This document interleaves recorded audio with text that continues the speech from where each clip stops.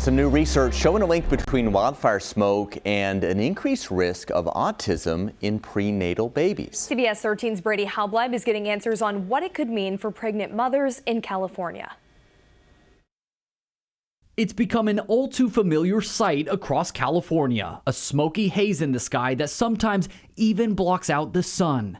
As the dangers of wildfires continues to impact thousands of people statewide every year, a new study suggests it may also pose a risk for those who haven't even been born yet. Wildfire is an important exposure in California. Using satellite imagery, Dr. Mustafizur Rahman and his team tracked wildfire smoke as it moved over cities in Southern California, then matched that data with health records from thousands of pregnancies. What they found, exposure to wildfire smoke during the third trimester of pregnancy was linked to a higher risk of autism. And the association was strongest when mother experienced multiple days or repeated audible wildfire smoke. Air pollution has already been linked to problems during pregnancy. The concern with wildfire smoke is PM 2.5, a tiny particle that can seep into the lungs and bloodstream and reach the fetus. And the third trimester is a time when brain development is at its peak.